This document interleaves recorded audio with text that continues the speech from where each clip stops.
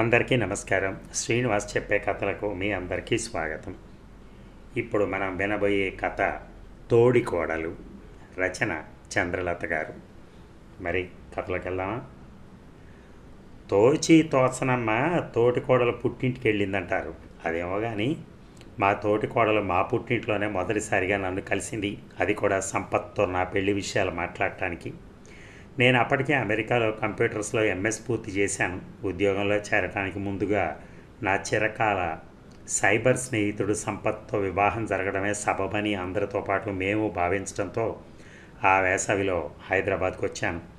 Sampath డెట్రాయిట్లో GM మోటార్స్లో పనిచేస్తున్నాడు. నేను వచ్చిన వారంలోనే అతను కూడా హైదరాబాద్ వచ్చాడు. ఇద్దరం ఒకరినొకరిని కలవటం అదే మొదటిసారి. మా కలయికతో మా రెండు కుటుంబాలు కలిసిపోయాయి. కొత్త చుట్టరికాలు, కొత్త బంధువులు. ఎందుకో కానీ అందరిలోనూ సంపత్ వదిన శారద నన్ను ఎంతో ఆకట్టుకుంది. శారద ఒక చిన్న పల్లెటూరు నుంచి హైదరాబాద్ వచ్చింది. అది సంపత్ వాళ్ళన్న అనంతను పెళ్ళాడాక. వాళ్ళది రైతు కుటుంబం. పెద్దగా చదువులు లేవు. శారద ఫార్మసీ చేసింది. పెళ్ళై నగరానికి రాగానే ఒక పెద్ద ఫార్మాస్యూటికల్ కంపెనీలో చిన్న ఉద్యోగానికి చేరింది. నిజానికి ఇవేమీ నన్ను ఆకర్షించలేదు. శారద నాకన్నా వయసులో 5-6 ఏళ్ళు పెద్దది. ఎత్తులో నాకన్నా 5-6 అంగుళాలు చిన్నది. ఈ విషయం నన్ను ఆకర్షించేది కానే కాదు. ఆమె కట్టు, బొట్టు, మాట, మన్నన అన్నీ మామూలుగానే ఉన్నాయి. అయితే నన్ను ఆకర్షించింది ఆమె కళ్ళల్లో కొట్టొచ్చినట్టు కనపడుతున్న ధీమా. ప్రపంచంలో నన్నెవరూ ఎదిరించలేరన్నంత ధీమా. ఆ ధీమాను ఒత్తి చూపుతో కొద్దిగా ఎత్తినట్టున్న కనుబొమ్మలు. నాకు తెలియని విషయం ఏదైనా ఉందా అన్నట్టుగా నిటారుగా పైకెత్తిన తల. ఆమె ధీమాకు పక్క తాళం వేస్తున్న చురుకైన చూపులు. ఆ చూపుల్లో నాకు అహంకారం కనిపించలేదు, అభిజాత్యము కూడా కనిపించలేదు. కానీ ఎందుకో ఆ చూపులు నన్ను వెంటాడుతూనే ఉన్నాయి. ఎటు వెళ్ళినా, ఏం చేసినా. శారద నుంచి నేను ఆశించిన ప్రశంసను పొందలేకపోవటం వలన కలిగిన భావనే బహుశా నన్నిలా వెంటాడుతుందేమో తెలియదు. ఏది ఏమైనా నాకు తెలియకుండానే ఆమెపై ఒక ప్రత్యేక ఆసక్తి ఏర్పడిపోయింది. సంపత్ అన్నయ్య అనంత్ ఫైనాన్స్ కంపెనీ పెట్టుకున్నాడు. శారద ఉద్యోగం. వాళ్లకున్న ఒక్క పిల్లవాడిని శారద వాళ్ళ పుట్టింట్లో వదిలొచ్చింది. మామయ్య పోవటంతో అత్తయ్య కూడా శారద వాళ్ళ దగ్గరే ఉంటుంది. పెళ్లి పనులన్నిటిలోనూ పెళ్లి కొడుకు తరపున పెద్ద ముత్తైదువ శారదే. అందువల్ల పెళ్లి పనులు అయ్యేలోగా అమ్మా నాన్నలకు బాగా దగ్గరైంది. సంపత్ నేను అమెరికా బయలుదేరబోతూ ఉండగా శారద వీడ్కోలు చెప్పడానికి వచ్చింది.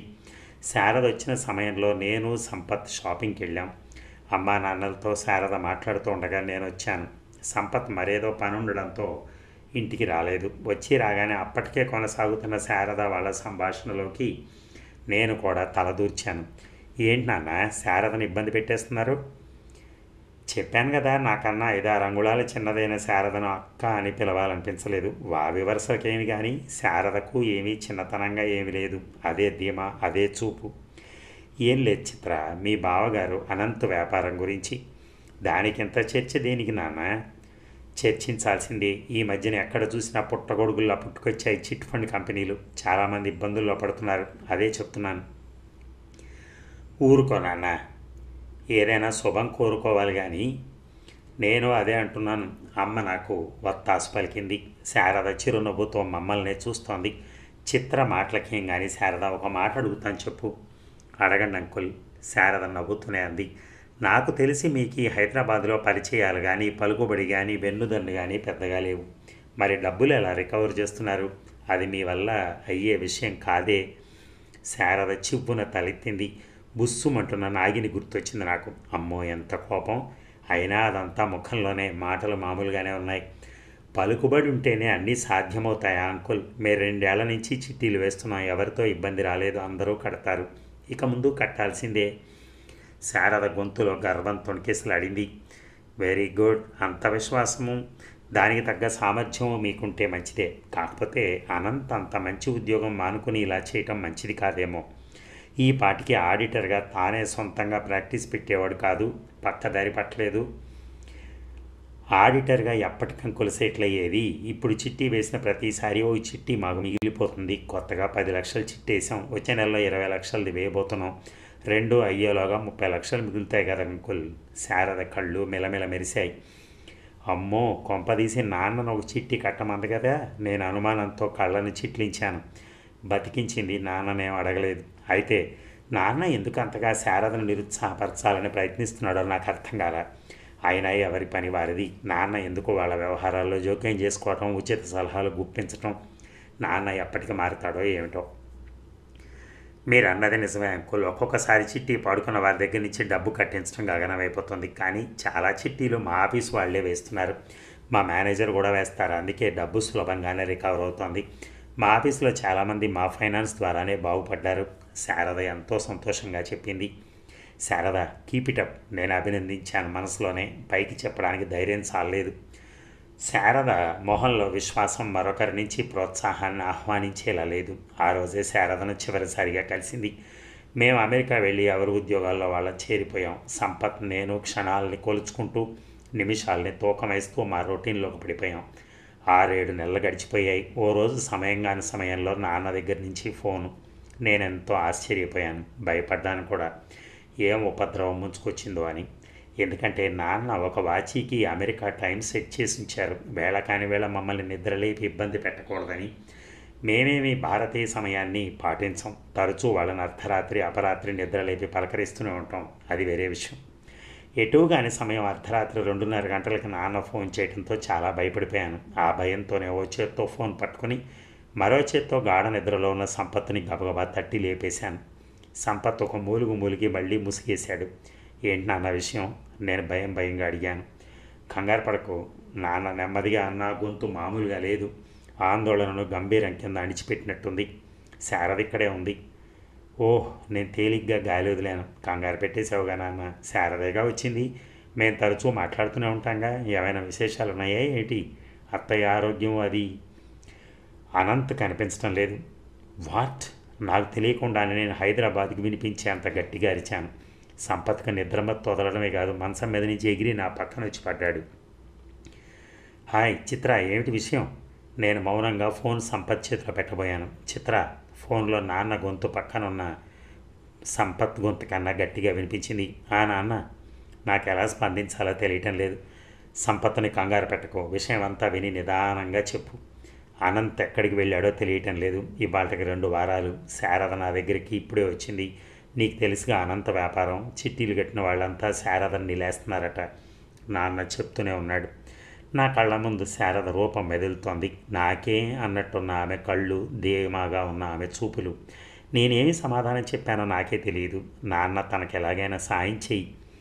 నువ్వు ప్రత్యేకంగా చెప్పాలా చిత్ర? నాన్న ఫోన్ పెట్టేశారు. నేను సంపత్తో విషయమంతా నెమ్మదిగా వివరించాను. సంపత్ హడావిడి పడుతూ అనంత్ స్నేహితులకి బంధువులకి ఫోన్లు చేశాడు. అనంత్ ఎక్కడికి వెళ్ళి ఉండొచ్చు అన్న సమాచారం ఎవరు ఇవ్వలేకపోయారు. నాన్నతో మాట్లాడాడు సంపత్. నాన్న లాయర్తో, ఆడిటర్తో మాట్లాడాడు. నెలలు గడిచాయి. మాకు సెలవు దొరకడంతోనే హైదరాబాద్ బయలుదేరాం. సంపత్ నేరుగా శారద వాళ్ళ ఇంటికి వెళ్ళాడు. నేను అమ్మా నాన్నల దగ్గరికి వెళ్ళాను. శారద ఏ స్థితిలో తమ దగ్గరికి వచ్చింది చెప్పాడు నాన్న. అనంత్ అదృశ్యమైన సంగతి ఎలా తెలిసిందో ఏమో కానీ అతను కనిపించకుండా పోయాడని శారద గ్రహించకముందే ఈ చిట్టీలు కట్టిన వాళ్ళంతా పసిగట్టేశారు. చెమటోడిచి దాచిన డబ్బు అనంత దగ్గర గుమ్మరించిరి. మరి వాళ్ళ కడుపు రగిలిపోదు. ఏం చేశారు నాన్న? చేయాల్సిందంతా చేశారు. అనంత్ వెళ్ళిన 3వ రోజు అనుకుంటా శారద ఆఫీస్ నుంచి వచ్చి ఇంట్లోకి వెళ్ళిందో లేదో అందరూ వాళ్ళ ఇంటిని చుట్టుముట్టారు. శారద ఇంట్లో ఒక్కతే ఉంది.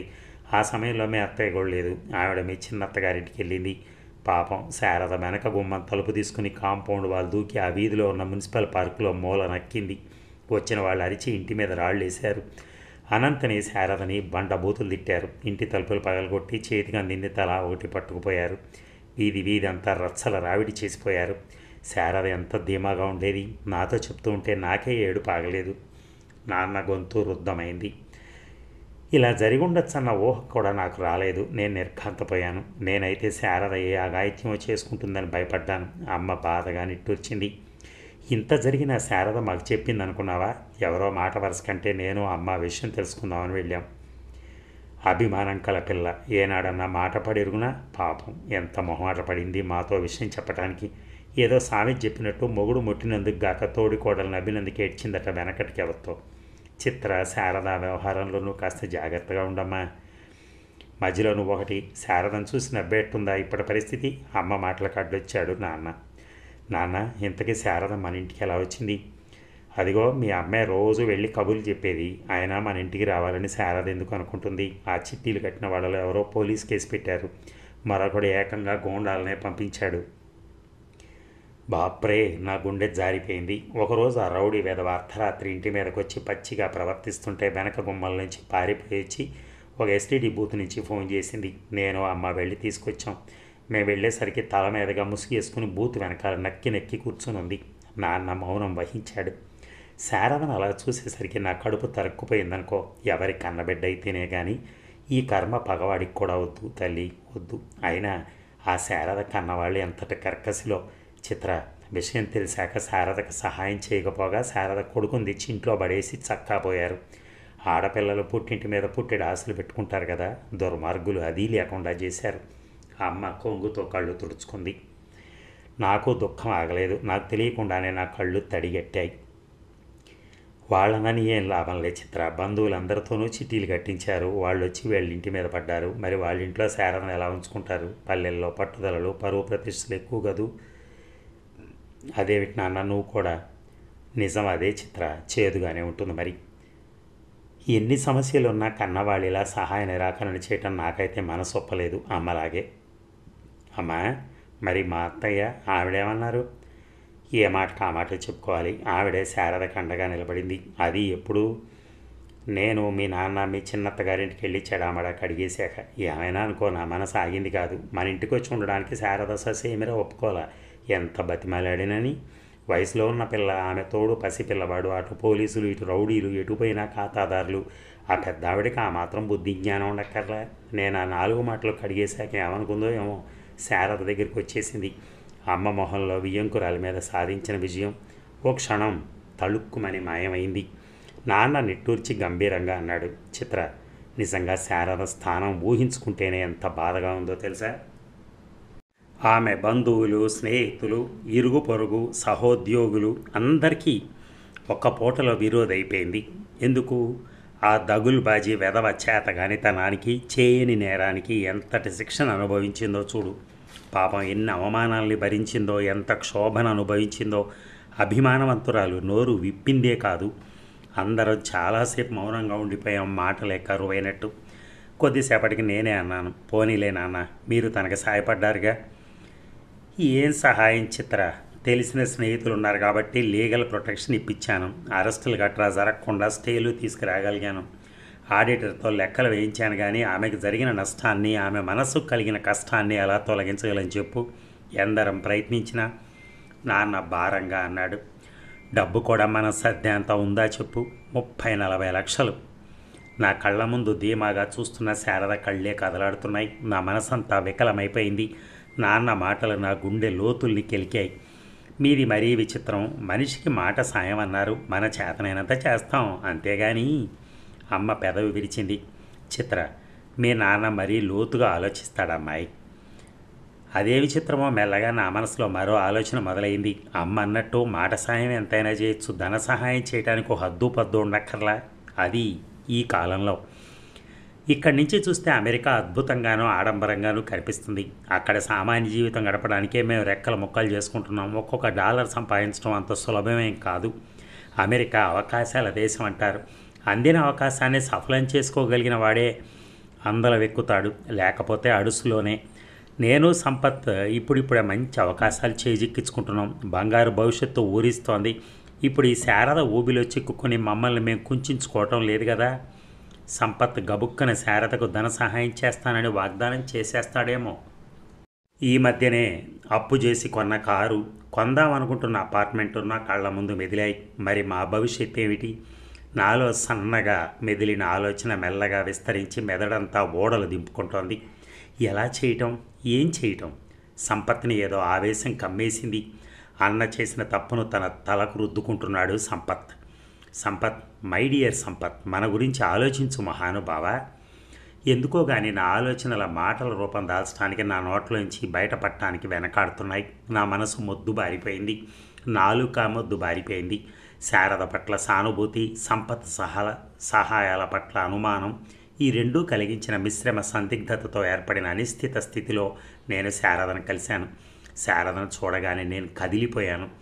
ఏది తల్లి, నిరుడు చూసిన ఆ శారద? నా నోట మాట రాలేదు. శారద మొహంలో నెత్తురు చుక్కలేనట్టుగా పాలిపోయింది. మనిషి కుంచుకుపోయి పిట్టలా ముడుచుకుపోయి ఉంది. సంపత్ను కానీ నన్ను కానీ కళ్ళెత్తి చూడటం లేదు. మాతో పెదవి విప్పి మాట్లాడటం లేదు. అత్తయ్య సంపత్కి అన్ని విషయాలు చెప్తూ ఉంది. అనంత్ని, అతని వ్యాపారాలని శారద ప్రోత్సహించడం ఆవిడకి మొదటి నుంచి ఇష్టం లేదు. అలాగని చెప్పా పెట్టకుండా మాయమైన కొడుకును వెనకేసుకురావటానికి ఆవిడకు మనసు ఒప్పటం లేదు. అనంత్ విషయాలు ఇంకా ఎన్నో శారదకు తెలుసునని ఆవిడ నమ్మకం. శారద నోరు విప్పితే చాలునని ఆవిడ సంపత్ దగ్గర ఎంతో బాధపడింది. శారద పిల్లవాడు, చిన్ను 4 ఏళ్లవాడు. మేం తెచ్చిన అమెరికా చాక్లెట్లు చప్పరిస్తూ మేం తెచ్చిన బొమ్మలతో ఆనందంగా ఆడుకుంటున్నాడు, ప్రపంచంతో సంబంధం లేకుండా. కొత్త కోడలనైన నాకు శారదతో ఎంత చనువు తీసుకోవాలో అర్థం కావట్లేదు. అత్తయ్య మాటలతో ఎంతవరకు ఏకీభవించవచ్చో అర్థం కావట్లేదు. ఎవరిని సమర్థించలేని అసమర్థత నన్ను గందరగోళంలో పడేసింది. సంపత్ కూడా ఆశ్చర్యంగా ప్రవర్తిస్తున్నాడు. అసహనం, విసుగు, కోపం. సంపత్ కూడా నాలాంటి స్థితిలోనే ఉన్నాడు అని నా నమ్మకం. చివరికి మా మౌనాల డొల్లను ఛేదించాల్సిన రోజు వచ్చింది. మేము అమెరికాకు తిరిగి వెళ్ళే రోజు వచ్చేసింది. సంపత్, నేను శారదతో ఒంటరిగా మాట్లాడటానికి సమావేశమయ్యాం. శారద వంక చూస్తూ నేను చాలా చిన్నతనంగా భావించసాగాను. బహుశా శారద నన్ను ఇంకా పరాయి వ్యక్తిగానే భావిస్తుందేమో. ఎంతైనా తోటికోడల్ని. అమ్మ అన్నట్టు శారద నా ముందు మాట్లాడటానికి అభిమాన పడవచ్చు కదా. సంపత్తో మనసు విప్పి మాట్లాడుతుందేమో. అనంత ఆచూకీ తెలియకుండా మేము అమెరికా వెళ్ళిపోవటం అనేది మా ఇద్దరికీ బోలెడంత ఒత్తిడిగా, ఆందోళనగా ఉంది. నేను సంపత్ని దుఃఖంలో చూడలేను. నేను లేచి మెల్లగా గది బయటికి వెళ్ళబోయాను. శారద చటుక్కున నా చేయి పట్టుకుని ఆపింది. నేను ఆమె మొహంలోకి సూటిగా చూశాను.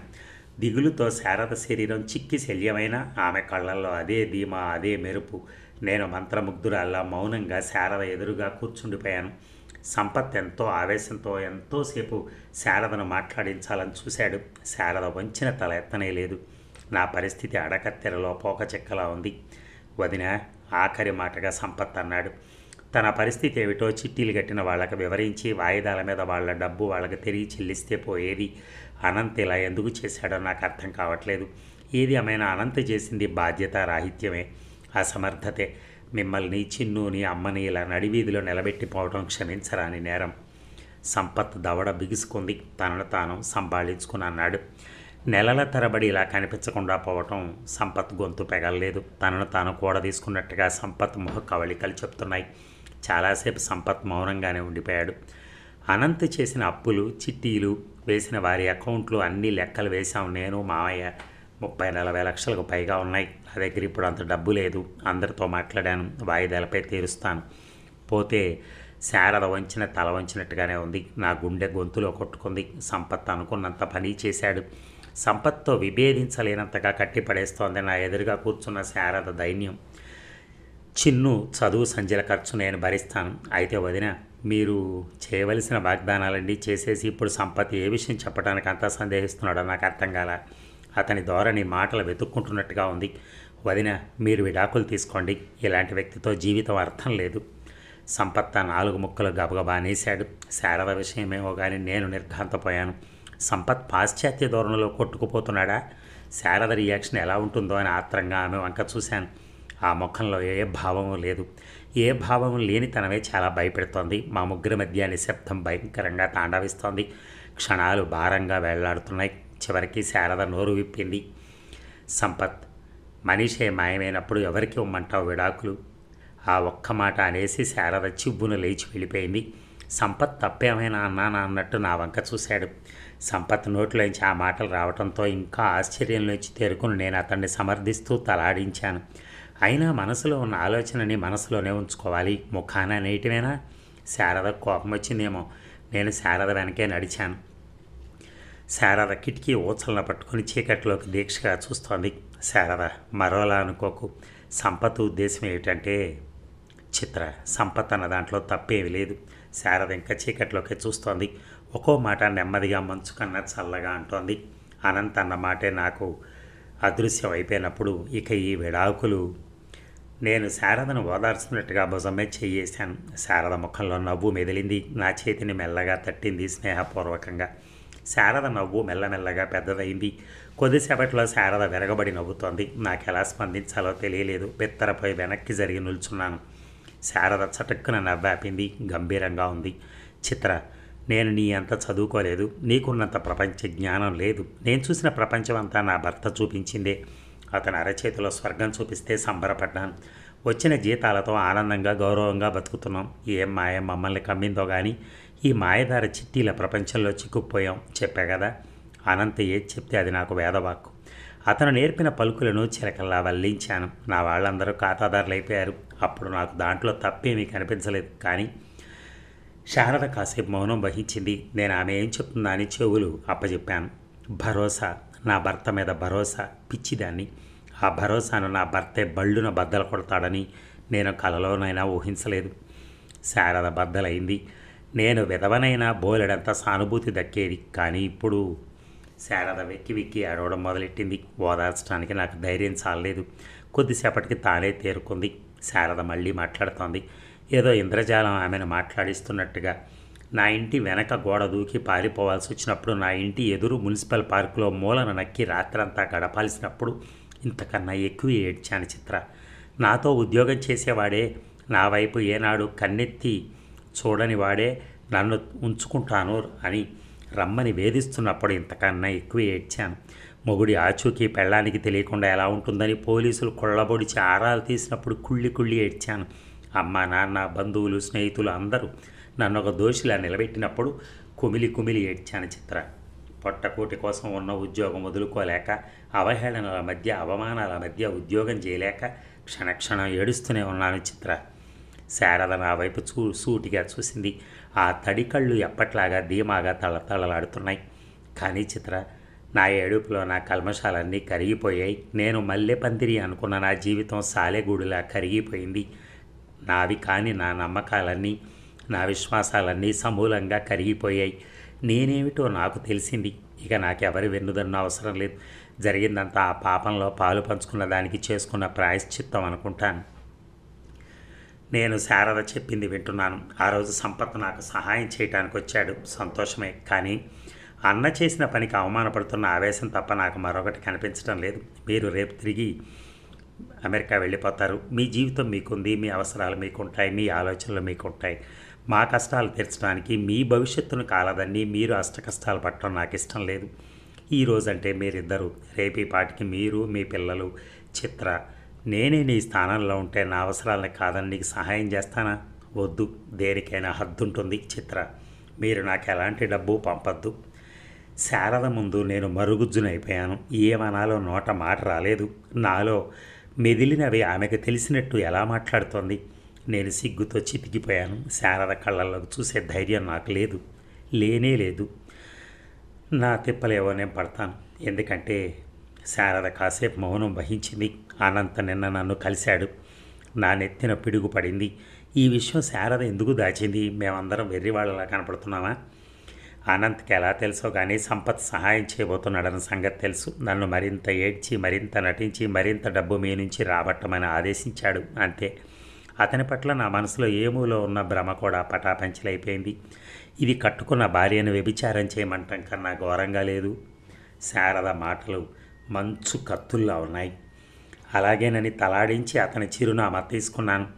నేను తీసుకెళ్లే సమాచారం కోసం అతను ఆత్రంగా ఎదురు చూస్తూ ఉంటాడు. రేపు మీరు వెళ్ళగానే ఖాతాదారులందరికీ, పోలీసులకి, గోండాలకి అనంత చిరునామా ఇస్తాను.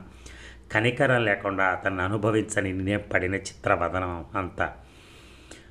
నేను శిలనే అయ్యాను. శారద కంఠంలో ద్వేషం లేదు, పగలేదు. అంతకన్నా లోతైన భావనే ఉంది. అదేమిటో నాకు తెలియదు. నువ్వు సంపత్కి ఈ విషయం చెప్పవనే నా నమ్మకం చిత్ర. ఎందుకంటే సంపత్ ఆ అన్నకు తమ్ముడేగా. శారద మెల్లగా నా ముందు నుంచి కదిలిపోయింది. శారద మాటల్లో హేళనే ఉందో హెచ్చరికే ఉందో నాకు తెలియదు.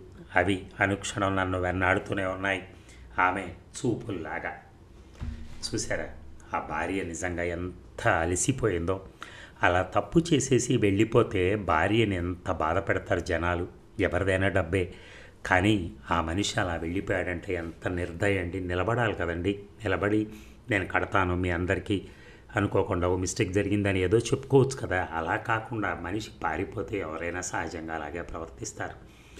ఆమె దాంట్లోంచి బయటపడటానికి ఆమె విశ్వ ప్రయత్నం చేస్తూ ఉంది బేసిక్గా. నిజంగా ఆ మహాతల్లికి నిజంగా మనం ప్రణామాలు అన్నమాట. ఎందుకంటే అంత కష్టంలోనూ ఆమె ఎక్కడికి పోకుండా నిలబడి ఉంది. జనాలు ఏమైనా అన్నీ ఏదైనా చేయని తిడతానే ఉంటే పడతా ఉంది, అన్నీ చేస్తూ ఉంది. Thank you very much.